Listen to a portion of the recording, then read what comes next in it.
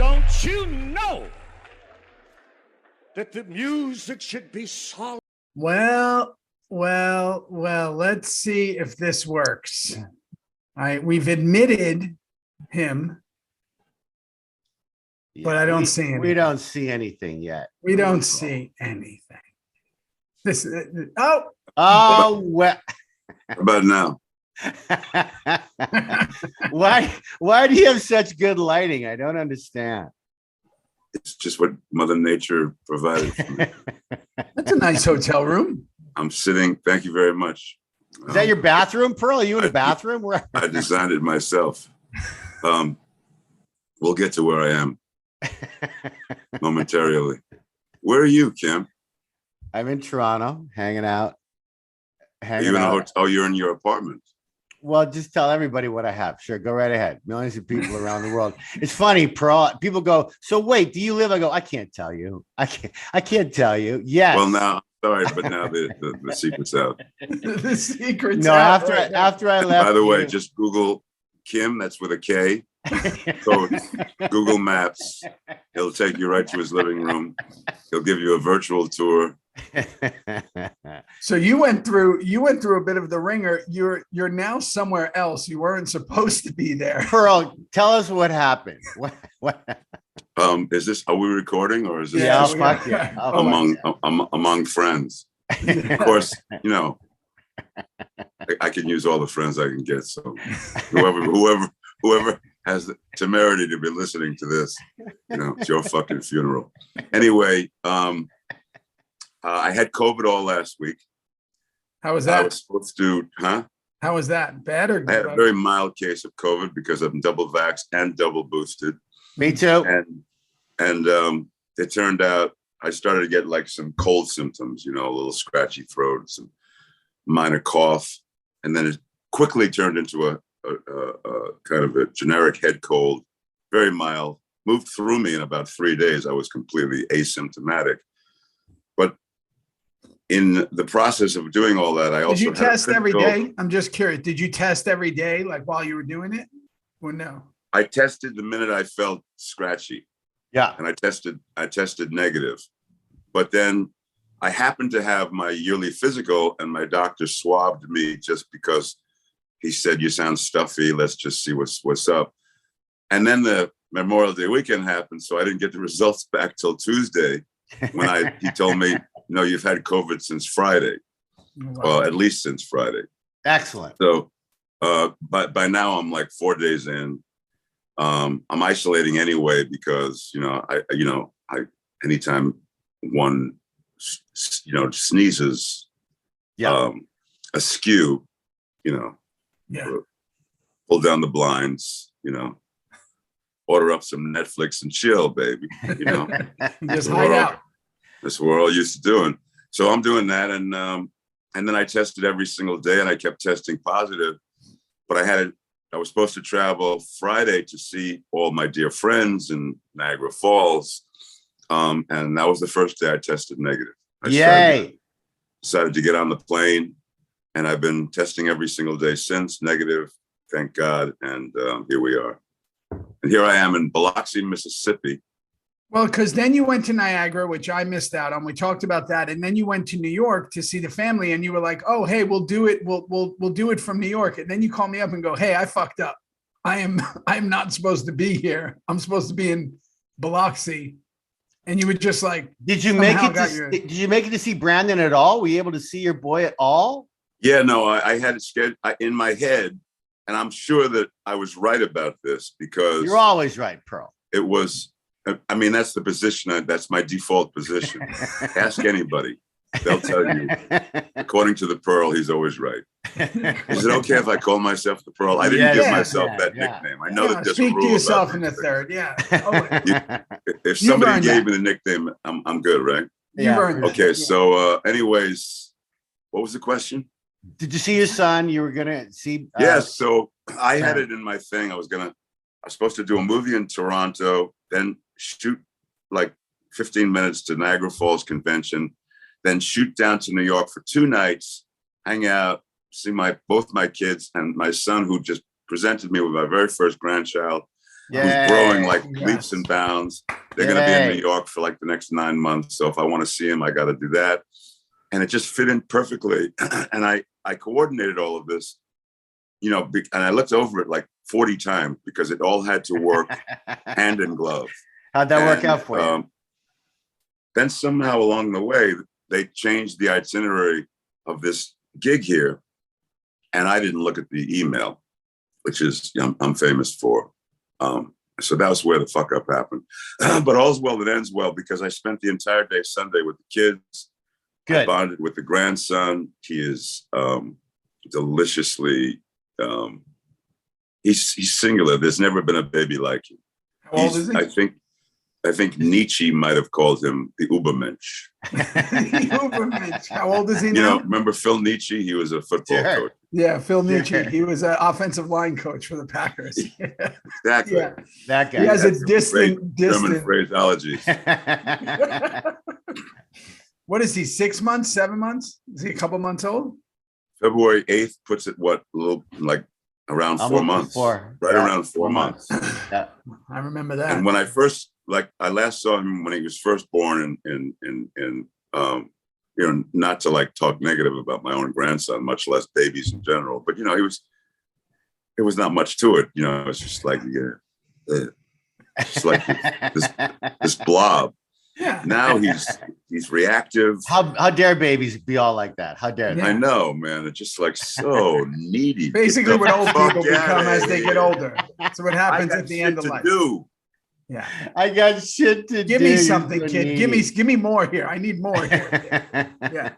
So, but now at 4 months, and I haven't seen him in at least a month, he's got an awareness about his surroundings, and he interacts with, you could hear when he heard my voice, he went, "Oh, wait a minute. Beauty and the Beast, right?" Yeah. That's the first thing he would come up with. That's the first thing he would say. He's Blade 2, right? Wait a second. He's really up on his culture. He's a typical Perlman. He's consumed a lot of media in 4 months that he's done this. Yeah. No, that happens. That's the one thing those little blobs can do, man. They can consume. They consume. So you were in Niagara with all these knuckleheads. You and I have seen each other a bunch. We'll see each other again in a couple of weeks. This whole thing has been a bit of a cool thing that we've all been able to kind of reconnect after COVID and kind of start seeing each other again. And then Kim and I started doing this completely by mistake. And it's been one of the stranger and, dare I say, enlightening things, because it's kind of made me look at everything in a really different way. It's kind of, Kim and I were just saying yesterday, it's made me have peace with a lot of things of this that I needed. And like we said about you yesterday, like you said, who am I without my anger? You know, it is something where I've looked at this whole thing with this show and the experience of it. Because I remember you saying to me while we were doing it, you said something like, you know, these are a rarity. These things. You've been fortunate to be a part of a couple of rarities, right? Yeah. Where things have hit the zeitgeist and they've kind of, but we know, and you know this from your, you know, long career as a character actor and really been, you know, whatever, these things don't happen a lot, right? What happened with this show. And I think what him and I talk about a lot is that I wish that I knew that when I was doing it, but I think that I was in such fucking fear all the time of, you know, because of the way that it was set up, that I don't think we got to enjoy it like we did the first few seasons, you know, where it was, you know, different is the way we like to say it. So I know that you've been through a roller coaster of whatever with everything with this, but at the same time, here you are in Niagara with everybody. Here me and you are going to do this thing this many years later. At this point, what's your overall like view of that time now? Because I know it's different than a few years ago. Well, it's just so mixed because I have never been so deeply emotionally entangled with a group of people. Yeah. And I say that it was not all good. A lot of it was funky and a lot of it got into like armed camps, you know, like there was this group over here. It's like almost like schoolyard shit.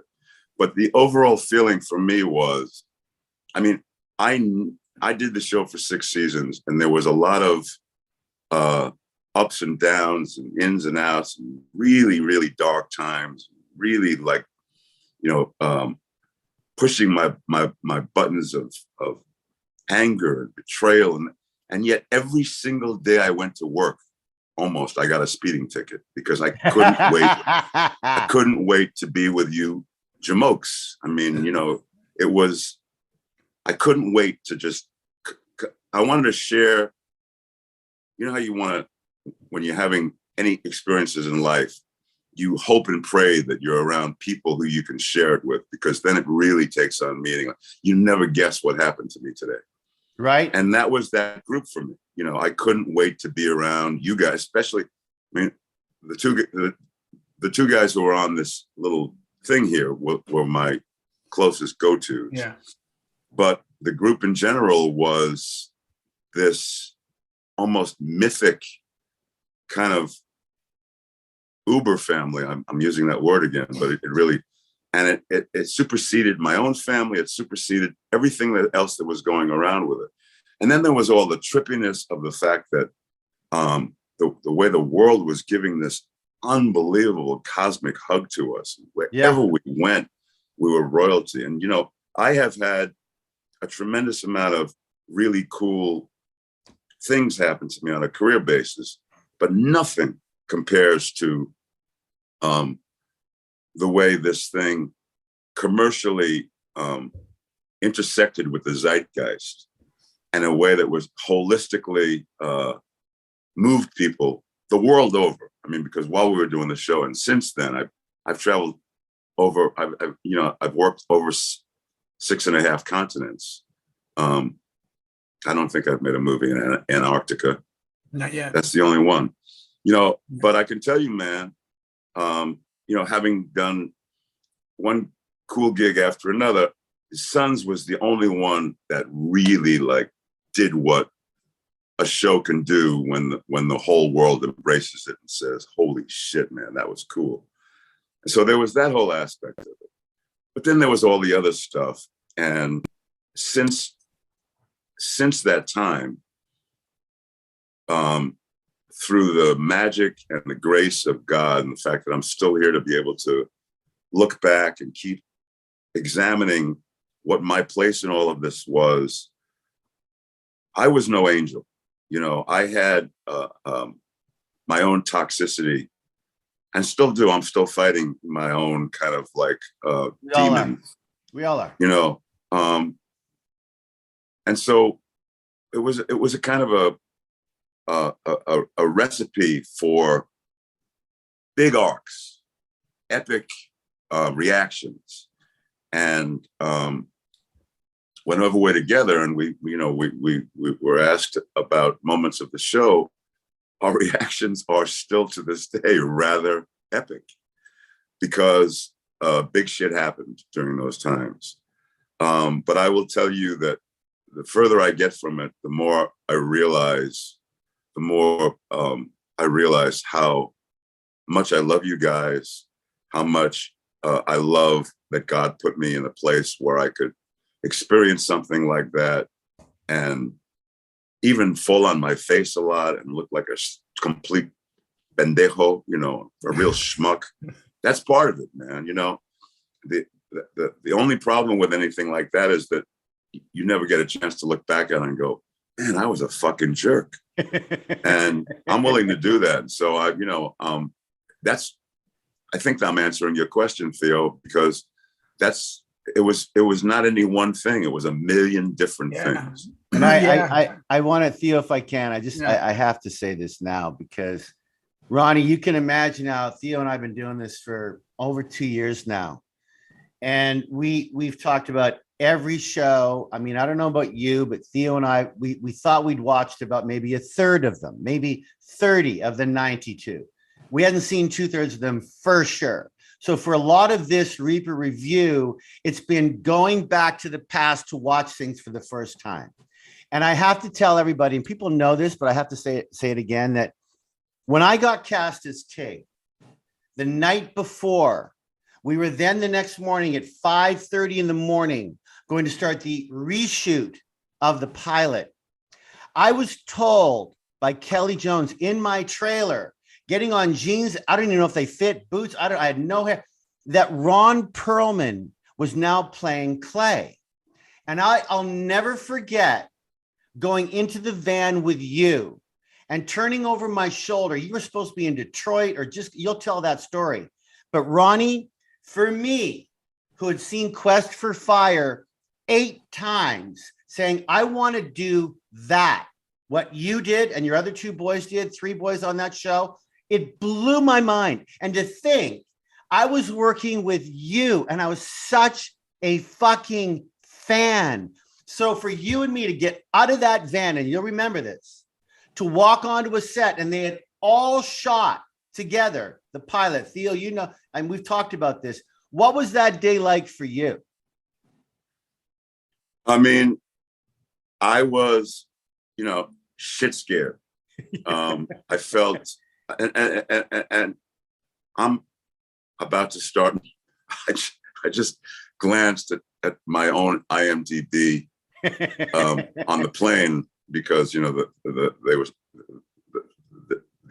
the airline fucked up so bad they gave everybody free Wi-Fi. So, you know, it was killing time. And I looked and I saw that I have 227 credits. I'm on my 228th gig right now, according to IMDb. And I start shooting tomorrow, and I got diarrhea, man. I'm so fucking scared. Every gig is like that for me, but particularly this one. Wow. The deck was stacked. I knew that they had already tried a version of the show, and then they were going to go back and spend a tremendous amount of money taking a shot at a different version of the show. I'm very disoriented. I'm a little intimidated by the notion of playing Clay Morrow, and I'll get to that in a second. And I'm sitting in makeup, and they're putting tattoos on me. And you're sitting next to me, and you're saying, "Yeah, I found out I was doing the show 10:30 last night," and you know, meanwhile, I'm trying to wipe the salt out of my eyes from the sweat that's pouring. I'm going, "Oh, how cool! How cool!" I'm trying to maintain my composure. And then we take this. We get all finished. We get in the van. We go to Echo Park. Was it? Yeah. Shoot. Yeah. And I get out of the van, and there's this heavy-set Israeli prop guy. Anybody remember his name? Yeah. No, but fuck, he was. Yeah, no, that's what's his name. He was a great guy. Yeah, he's the fucking best. Okay, Him and me. I'm gonna find out. Go ahead. Yeah, him and me. We had a beautifully special relationship. But he was this tough Israeli guy, unsentimental, had a drill sergeant mentality. Yeah, he did. And he's standing there with 2 jewelry trays. One of them has watches and the other one has chains. And he says, "Which one?" Now I haven't even, the door of the van opens, not either of my feet have touched the ground. And he's going, "Which one? Which one?" I go, "Huh?" He goes, "Which one?" "Which one what?" "Which watch do you want to wear?" I said, "I got to make a decision about what watch Clay Morrow has been wearing for the rest of your life." Yeah. The bounty that's been endowed upon him by being the president of this club, I now have to make. That's my first decision about how I'm going to play Clay. I said, "Okay, I'll take that watch and that chain." He says, "All right, I'll see you later." And he walks away with everything. And then you and me, that's my first memory of that day. And I had a scene with Tori Kittles. You had a scene with Tori. Tori's and me and Boone. I had met Boone for the first time. I'm sure you did too that day. Our bikes were parked out front. I remember Sutter saying to me the night before he said, "You do ride?" I go, "Yeah, fucking ride, I do." So me and Boone had our bike, and we were sitting on a picnic bench, had no dialogue, watching you and Tori by that pond, right? Pearl, by that lake. Yeah. And what a fucking day, man. Echo Park Lake. Yeah. Yeah. And it was surreal. I mean, it was like a dream, but it's like, then I remember the thing kicking in where, you know, all of this insecurity and all of this unsurety, they say action, and you go into, you're in a different modality. You're no longer subject to the slings and arrows of gravity and all of the other Newtonian principles that guide you through your normal life. You're now some sort of mythic confection, trying to find the truth of this other person that you've been hired to play. And I guess I said my first line, and I said, well, I guess that's how Clay talks, because I never even thought about it. You know, I guess he has a little bit of a New York accent. Yeah, okay, we'll flow with that. You know, I'll justify that in season 3 somehow. I don't know. I heard you talk like that, and I talk like that too, because I was your sergeant at arms, man. We were both from New York, former Marines. I mean, that's right. What was really interesting is that before you guys came on, we had filmed whatever it was, 16 or whatever it was, giant pilot. I had hair. I was a completely different character, completely different name. And I was always like the outcast. And the reason I was the outcast was they hired me as a guest star. I wasn't a regular. And they basically told me, I don't know if you're going to have 1 line or 100. I don't know how many episodes you're going to be on. You're basically just here potentially for a moment. So I was completely ostracized by everybody. Not in a mean way. They just kind of were like, let's not get too close to him because he's probably not going to be here. So I became the closest person I was me and Emilio, because not just is he the best fucking person on the planet, him and I just were like, cool, even though he was a regular because he was playing Tig, right? The original Tig, which was called Hawk. Yeah. So him and I would hang out. I didn't really have a relationship. Not that I didn't talk to the other guys, but I just didn't have the relationship like they had. They apparently all had hung out before it, right? With Linson and Tommy and Boone and Charlie. Like they had all been like a crew, and I wasn't part of that. So it was really me and Emilio just kind of being like happy to be there. And then, and you know, and DL was with them and all that. So I just was like floating. And then when you guys came on, it was really interesting because, of course, as someone who fucking has been studying this business forever, I was so excited. But then it was like, oh, maybe like we'll all be friends. Like this will be like, there'll be 2 normal people here who just want to like have a conversation and like enjoy this. And that's kind of how it went with us 3. And then obviously, you know, me, Tommy, everybody kind of got together. But I remember how different the vibe was like when you guys came on, meaning that it felt like a totally different show. It was way like, it was disconnected in the beginning, the first one. It didn't feel, something was off.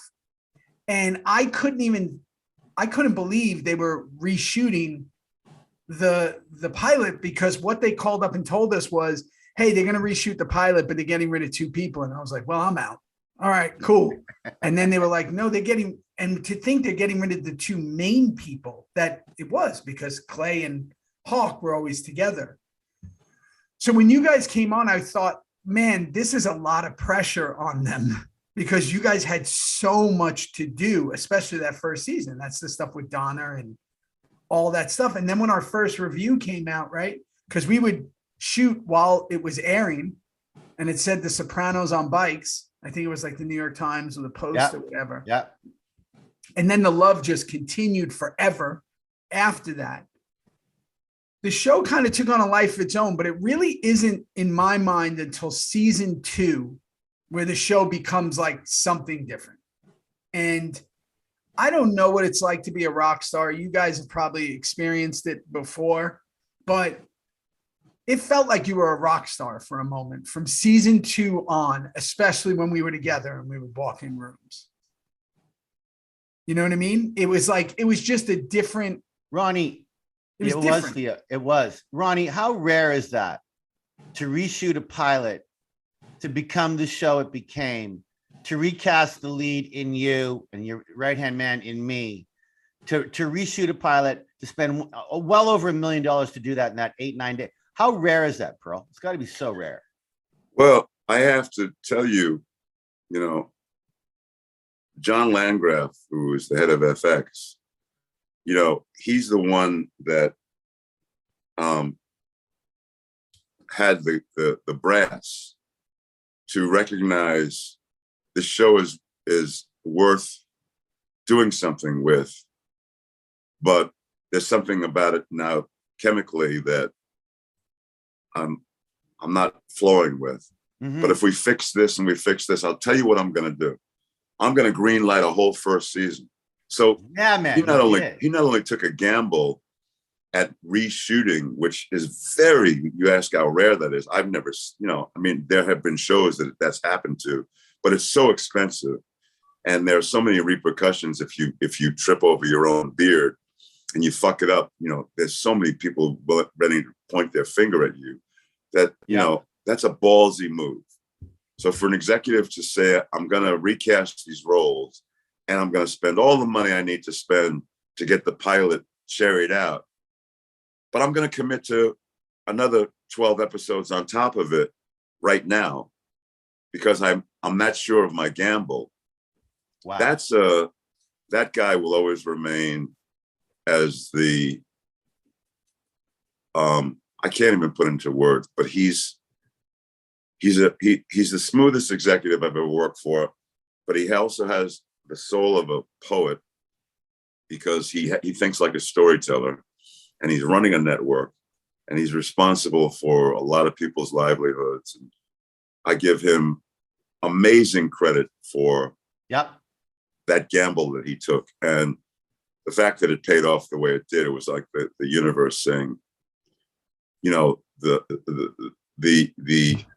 what is the expression? The universe favors the bold. Is that the expression? Yeah, it is. You know, you make a bold decision. You know, if you're timid, you're going to always remain, you know, kind of a very mediocre, small lane. But if you're very bold, the universe will have your back in many instances. And that was an example of that. And what you just said, Pearl, is so true as a storyteller. When Landgraf put all the chips in for the Shield, the network was going to succeed or fail on that chips in the middle on the Shield. And it worked. Then they had a couple of other pretty good. But this show, Sons of Anarchy, at that time in 2008, changed everything for them. It changed everything. It was a massive game changer. And when they cast you, Perlman, to play Clay, the chemistry that you had with Katie is undeniable. That's one of the reasons why they did it. You brought a sense of humor and toughness and gravitas that we're not talking badly on the first play at all. No, but it was something that was missing. And however they got lucky enough, and I'm just going to say this, I'm sorry, but it's true, to cast you and even me. Yeah. It helped propel that show. And I'll tell you, because I was part of the first one, what we were missing was the humor. There was no humor. Wow. So you guys had brought like something totally different. And if you really look back at the show, there's the best moments of that show are the ones that are dark and funny at the same time, right? There was none of that. We didn't have it. We tried. We just didn't have it. Again, I had one line in the pilot, right? We didn't have any humor. And it was like they were inserting you two to bring something different to the show, right? To bring like not just a camaraderie, but a humor. And you two had so much to do in the beginning together that I think that was a big part of it because, you know, ultimately they were kind of painting you guys as the bad guys, right? For sure. In the beginning. And I think that you needed some kind of humor because we still had to like them because they were still wearing the Reaper. There still had to be something there, a likability that I don't think was happening in the beginning. And again, it's not taking anything away. There's, you know, one of the hardest things to do is humor and drama at the same time, right? But that was a really big part. So I do feel that was the main thing that happened. And I think that stuck with us And you and I said, Kim, and we're pretty open about it. I think the show suffered greatly when we started losing the humor, because those last few seasons, there were no humor at all. No.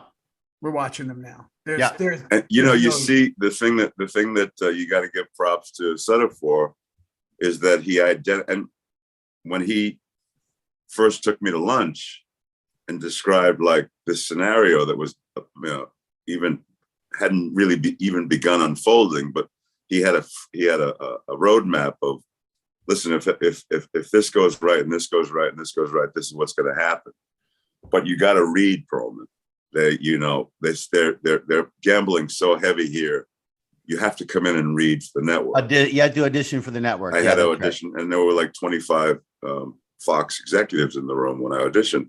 But Kurt worked really hard with me on being funny. Wow. He said, they really need to see this kind of double-edged sword. They really need to see that this guy has kind of a wink and a nod at life, and and he's got it covered, and he's got this gallows humor, and he gave me notes about where to aim for the laugh in my audition, right? Wow. And I'm going to tell this story. I don't know if I've ever told it publicly, and I'll probably never work for Fox again when I do, but here it is, baby. So here it is, baby. I agree to come in and read, but the day after I'm reading, I'm on a plane to Romania to do a movie. Yeah. And then after that movie, I'm on a plane to Detroit to do another movie. Yeah. And if everything goes right, I'll come back just in time to start shooting the new improved pilot of Sons of Anarchy. So I go in, I read, I'm getting laughs. You could see Sutter is so proud, like, yeah, here's my funny Clay Morrow. I'm having this like really cool little cat and mouse thing going with Gemma. I'm pulling in, and they were both there reading with me. Katie was reading with me. Charlie was reading with me. I'm having this wonderful little kind of like father-son kind of like gallows humor thing with Charlie, and the room is just titillated. And I walk out and I turn my phone on. I know by the time I get to my fucking car, they're going to be telling me, here's how much money you're making, okay? Yeah. I get in my car, nothing. I drive all the way from Century City to Los Feliz during rush hour. That's like an hour and a half. Nothing. Nothing. I get home. I start packing to go to Romania. My phone's ringing. Finally, the ID, caller ID, Kurt Sutter. I said, finally. Hey, what's up, man? He goes, listen, I got bad news for you, man. They need for you to come in and read again. I go, what? They go, they thought you were really, really fun, but they didn't see the toughness. I know this story. I love this story. And I said, Kurt, I'm getting on a plane tomorrow to do 2 movies back to back. So logistically, I can't come in. He says, well, they're probably going to go to somebody else. So you got to decide right now whether you can, rejigger your schedule and come in even before you go to the airport or whatever. I said, tell these motherfuckers. Yep. If they don't, I'm getting on a plane tomorrow. And if they don't want to give me the part, they can go fuck themselves. That's how tough I am. Just love this so much. And he said, but I said, Kurt, I got to go. I'm packing. And I hung up the phone. He calls me an hour later. He says, okay, you don't have to read. Wow. Rossi, how much do we talk about stuff like that? It just happened to me. It just happened to me with that Paramount movie. It's the same thing. It's the same shit. It's like, they want you to dance. And until you turn around and go, fuck off, right? Because they'll keep you going forever. They'll just keep you on, bird on the wire. They'll just keep you going because they abuse of power, absolute power corrupts absolutely. And it's like, that's such a great story because it's unthinkable, right? For many young artists, it's unthinkable for anyone because what they're dangling in front of you could be, because you're thinking about the could be, not the thing. You're thinking about the could be massive. And then you're going to live with the what ifs if you don't.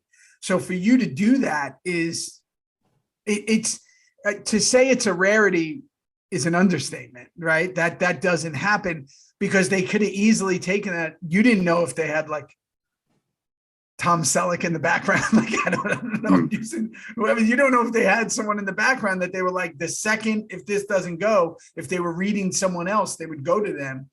So that's a massive. You always, the most powerful thing a human can do is be willing to say, I don't need this. Yeah. Here's my line. I'm not crossing it.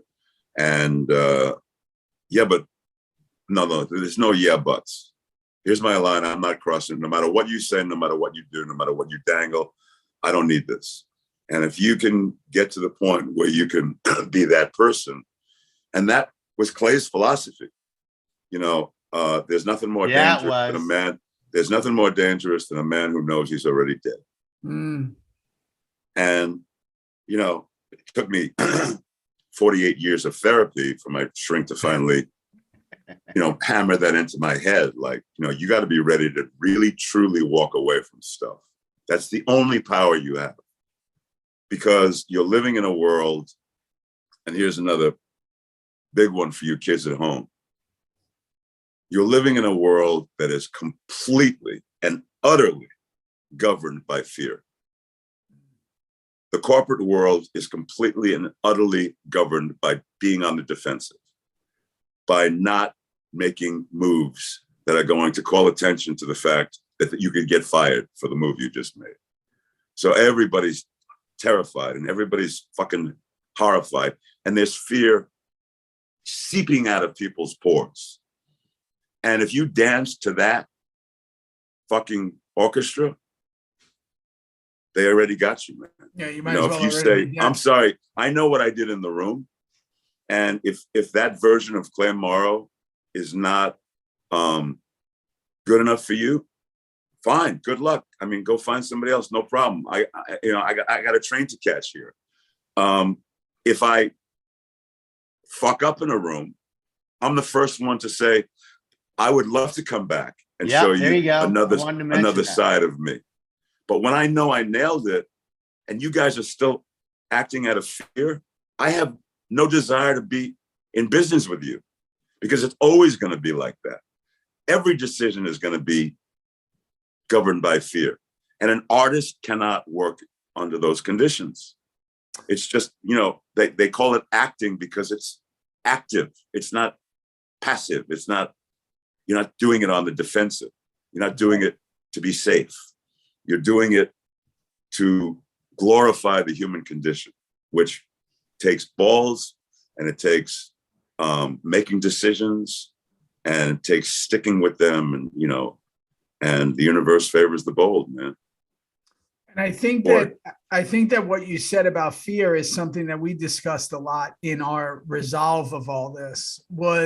I was, especially me, you guys were in a very different position. I was existing in fear, and it really helped the character. It really helped Juice because Juice was existing in fear, but it did not help Theo. Like, you know what I mean? And I was existing in fear because that was the template that was set up, right? Which was, we don't fucking need you. You can go at any moment. We don't care. There's only 2 people who need to do this show. You know what I mean? And that was it. So, stay in line, shut the fuck up and do what you got to do. And that fear, I think, again, everything happens for a reason, propelled the performance. But at the same time, there was this cloak of fear that got bigger and bigger and bigger, especially, I believe, after, Kim, what did we say yesterday? Like season 5 or something? Season 4 into 5, 5 into 6. 4 into 5. 5 into 6. Yeah. All in there. Right after Bill was gone, right? It was kind of like that was when, okay.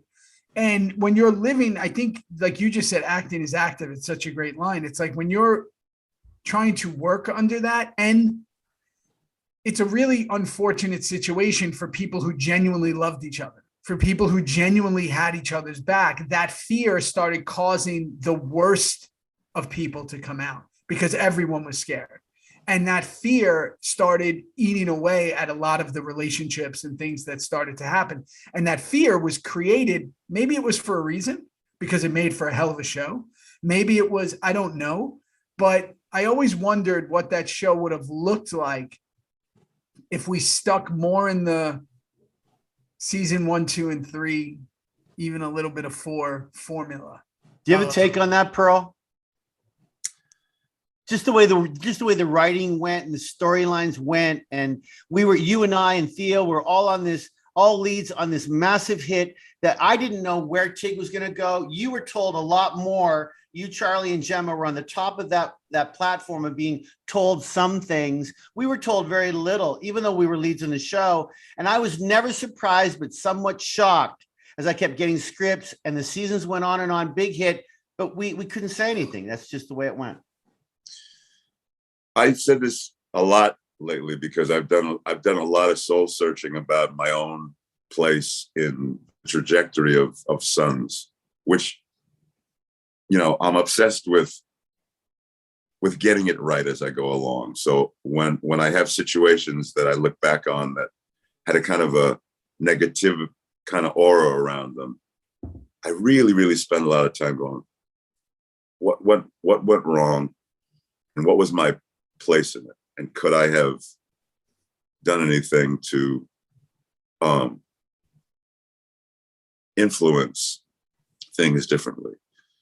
I will tell you, when I was doing Sons over the course of the 6 seasons, I fell in love with the dynamic of the original show. You being the sergeant at arms, everybody had their thing. The club was everybody, you know, everybody had a division of labor that was a division of different kind of points of view.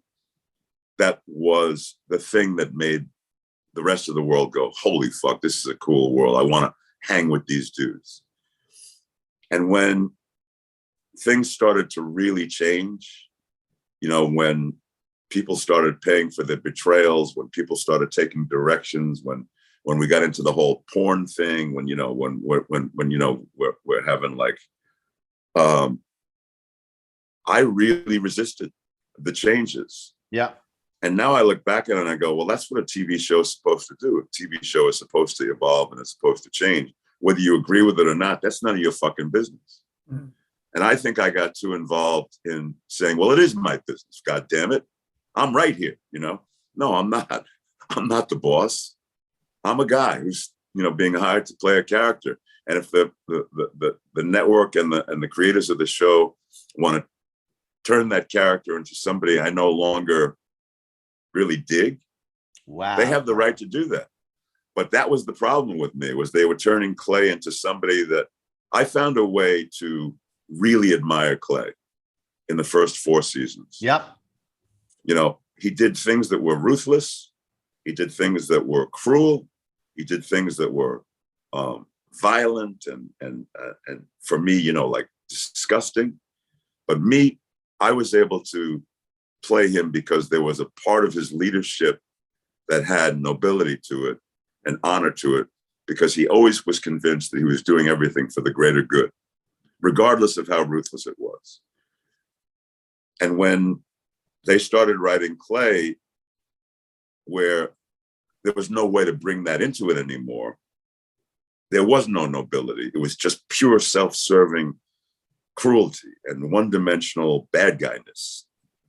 I revolted a little bit. Yeah. And I resisted a little bit. And shame on me. They were paying me to do a gig.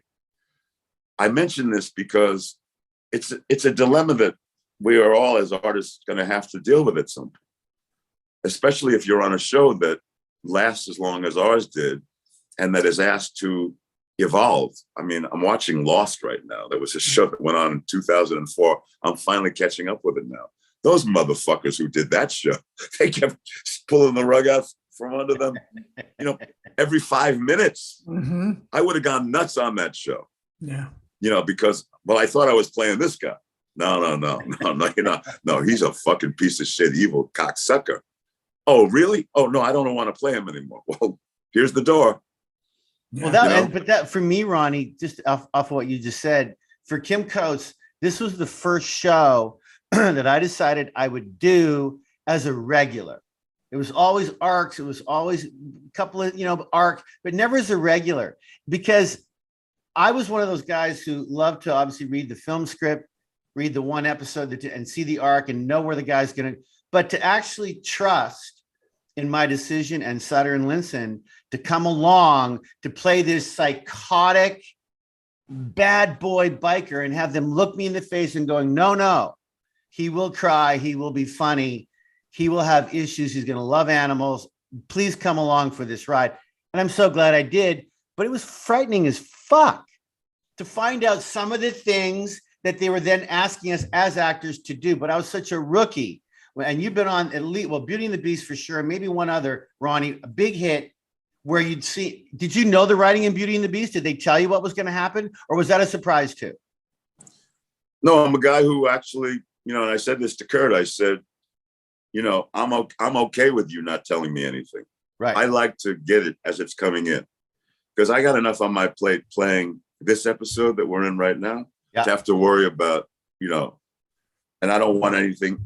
If you knew that I needed to know something now that was going to influence what happened 5 episodes from now, I'm sure you would tell me, right? Yeah, right. And he would go, well, I'm not even sure I would. I go, well, that's fucked up. But anyway, I'm good with it. Just give me one script at a time. I'm good with it. And I've been that way about everything. And, but you get to the point where you look at the script and you go, wait, what? Really? Oh, I don't know how I'm going to do that.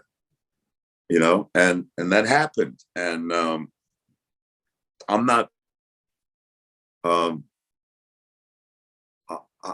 I'm not, that's one of those things where I look back on how I reacted and went, no, Ron, that was inappropriate. And I learned a lot, and I continue to learn. Does that mean that this director I'm going back to work with tomorrow is not going to feel my fucking boot up his ass? No. Anyway, I digress. So come on, Rossi, what do you want to, the Pearl, Well, no, you know what it is? I think that we've been so fortunate because there's a lot of people, you bring up Lost and, other shows like that have really taken their place in history of television, right? Sons is obviously one of them. We also have such a different system with all of us, right? Because it was supposed to be a family. And here we are, however many years later, and it's going to continue until, the fucking lights are out, just because that's the way it is, even with the ebbs and flows of it, right? I think we went through our times together where there were moments we didn't speak and there were moments of this. And then, we come back and it's this certain thing, and who's meant to be together will be together and who's not is not, right? And eventually there's a way to look back and understand things have a different lens when you look at them. I think that for us with this, and I'm so fortunate that and again, Niagara was something where you guys all get to be together. We'll be together in Chicago and all that. It's like, it's such an important part of the whole thing. There's so many things that happen. Ron, we were talking yesterday about when we were supposed to go to San Diego, and you drove instead of taking a bike, and I went with you, and we were in the car, and it was the first time someone had introduced me to Bob Dylan. And I had heard Dylan, but only maybe 1 or 2, but you went on this big, however many hours it is to get to San Diego. 2.5 hours of 2.5 hours of Bob Dylan. Everything. You were amazing. Listen to this song and listen to what he says here and listen to this song. And again, I never stopped listening to it since, but it was that was such an important moment. Those are the little things that I remember more than the stuff that, is ridiculous, right? The stuff that kind of maybe was not the right way or done the right way. I look at the stuff of us fucking laughing out loud at that table all the time, right? It being hard. Perlman, you at the head of the table. What was that? Alice or was Wendy? What was her name? Margaret. Anyway, whatever. Your jokes were just whatever. So funny. And the happy ending. But the bar. That fucked people up. And I got to tell you, we talked about that briefly. That fucked people up. The bar rather than the way of life. Yeah, correct. We were together all the time. We were together all the time when we weren't shooting. Even when we were in hiatus, we were together all the time. It was really odd. No, but you talk about how things change. Way before the world threw their arms around Sons of Anarchy, because if you remember, our opening night, our pilot aired when Sarah Palin was being nominated to give her speech at the Republican National Convention. We'll never forget it. Instead of getting a 68 share, we got a 23 share because everybody was watching Sarah Palin. Yeah. And it took the world about 5 episodes to kind of catch up with, oh, wait, there's this show over here, you know?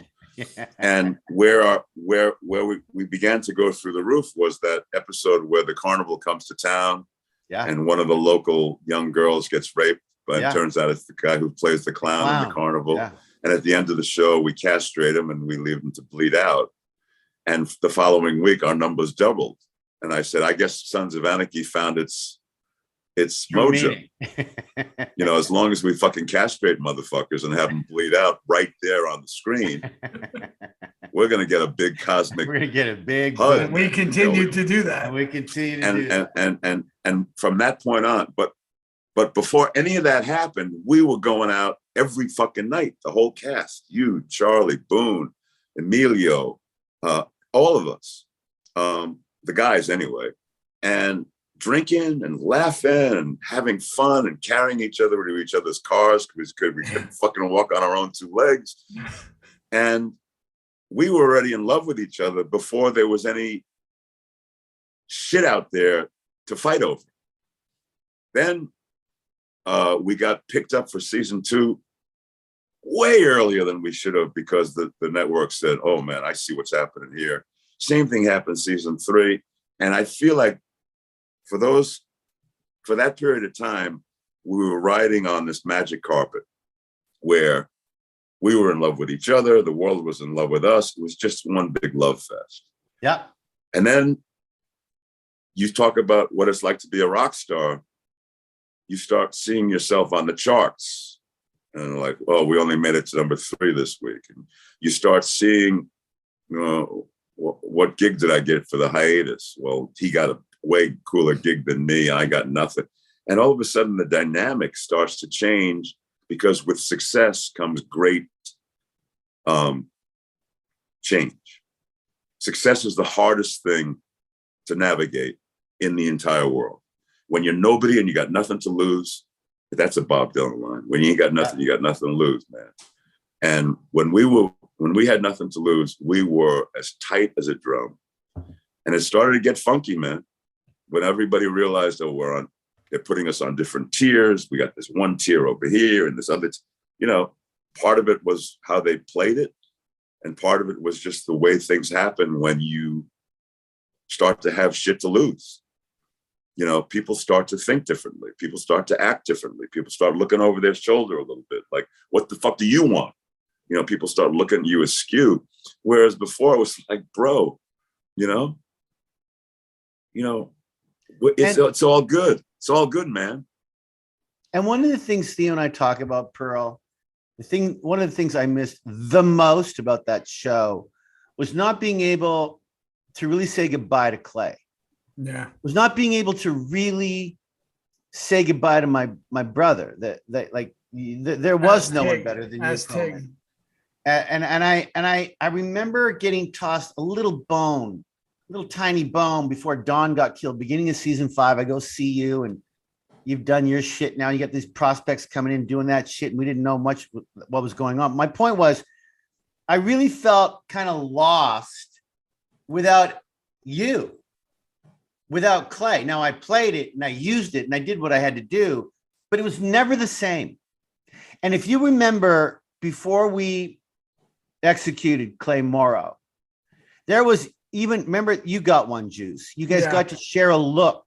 Yeah, we had a hug and a look. But I always said it should have been a Tig and Clay. There should have been something for Tig and Clay. They'd been through too much. I thought that was a big miss by the writing team. There should have been something there with those two at that moment, whether it be a mea culpa or whether it be something like a thing, because they had gone through so much together. And you see, what we're doing right here is we're discussing what we wish would have gotten, been given. And there's the dilemma, the big artist dilemma, because we do have opinions about what it is we should be using our skill set to do. And very often, especially in a series that runs as long as this, we are being asked to do things that are very, very different from the shit you signed up for. Yeah. And that you don't have any respect for. And you say, God, I wouldn't have done it that way. And then you get punished because you have an opinion, because like, who the fuck are you? You're just the hired help, motherfucker. You don't think we're paying you handsomely enough? You keep your fucking mouth shut. And I go, no, I'm sorry, man. I have opinions. I have ways I want to use my art. I have to have a say in what characters I'm going to play and what directions they take. And the cool thing is that if somebody sends me a script and I don't like the character and I don't want to spend any time, dissecting that humanity, I say no. But you can't do that when you're in the fifth season of a TV show. No, you can't. But that doesn't take away from the fact that I had very strong opinions. And getting back to the whole Clay wind-up thing, I was led to believe when I was told this is going to be your last year, Ron. It was described to me as this is the time where Clay redeems himself and goes individually to all of the members that he's hurt over the years and I went, well, that's a cool, I can totally flow. I can get into that because, redemption, holy shit. That's like Greek theater, man. That's like fucking Oedipus, the guy plucks his eyes out because he knows he's fucked up so bad, and then goes around to everybody and says, how can I ever apologize? And that's an arc I would have loved to have seen. And then I would have had my moments with each and every one of you, including Charlie. Like, yeah, I killed your old man. And let me tell you, and he didn't give me that. He went, put me in prison and isolated me from the group. And it was the absolute opposite of having that redemption journey, having that Oedipus and Colonus moment, where he gets a chance to get good with God. And then, okay, take me. Yeah. You shoot me in the fucking head. I'm good with that. I deserve it. But I wanted to make sure you knew what I was thinking all those years. And that would have been something that I could have really wrapped my arms around. And what I was given to do pissed me the fuck off. And I'm saying that now in public for the first time. And maybe that's why there's this bittersweet kind of relationship with the show. Does that color the way I regard the experience of being on the Sons of Anarchy? Absolutely not. But it was just one of those things that you navigate as an artist, and you have to figure out a way to do it where you don't destroy the production, you don't destroy yourself, and you try not to destroy the relationships that are the most meaningful for you. Well, talking to you, Perlman, is like this to me, because, obviously, you, me, and Theo have remained tight since 2014 when the show's been over. But for me, Ronnie, and I told you this in Niagara Falls on Friday night when we saw each other, to go back as Tig 8 years later, to strap on the cut and my belt and my knife and my bangles, to see Dawn's initials on the left and Fawn's on the right, my necklace, I looked like Tig, my bike, they picked it up and they made sure that my point is to have Emilio to do my stuff with and other things as well, but to have him there and to have him talk about you, Ronnie. He always talks about Theo, but to talk about you and our days on Sons, I got to not only feel super fucking weird being Tig again, but I reflected on the past. And it was nothing but good shit when you're around Emilio, when you're around Ron Perlman, when you're around Theo Rossi. Dayton fucking Cali in his goddamn back office. I've been lucky enough to see him once or twice over the last couple of years. He's getting older by the day. We all are. But there's nothing but good reflections when I see the boys like that. For me as well. You know, I just, as you know, man, I mean, very, very blessed that we're still in each other's lives. Very blessed that we still get a chance to spend time together and watch each other. Right. Now that we're in a post-Sons modality, and, you know, some of us have become dads and some of us have become grandpas. Yeah, grandpas, and, you know, like, and it's a beautiful thing. When I look back on the millions and millions of people that I've interacted with as a result of being so blessed to be in this business for so long, and how many of them I can still call friends, and we still call each other and check in with each other and see each other whenever we're, you know, is it all possible?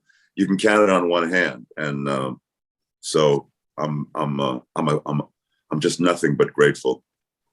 Yeah, in a business of gypsies, like what we have is so incredibly special, and I've learned now to not take that for granted ever, because it's such a fucking rarity. Like, you know, you go through that whirlwind of production with people, and, you know, some people you super vibe with and you're like, this is amazing. Wow, what a great person. This is gonna be great. And then you never speak to them again. You might see them somewhere. You might run into them. So I knew that this transcended that. I knew it's something special, because there is, you know, we do get to do cons. We do get to do reunion things. We do get to do stuff like this, and that's because of the significance of that project. So I love you. I truly do. I fucking love you, Perlman. I love you guys so much, man. So I love you so hard, motherfuckers. So hard. So hard, motherfuckers. So good, motherfuckers. Clay fucking Morrow, man. You broke the mold. We love you, man. I mean, so much. Go give that director hell. Go kick him in the ass. Kim, go move and change your address, because people are going to be coming. Google. I love you, Pearl. I love you, Theo. Hide. All right. Bye, guys. Love you. Thanks for doing this, fellas. Thanks for having me. Love you, Ronnie. Love you, bro.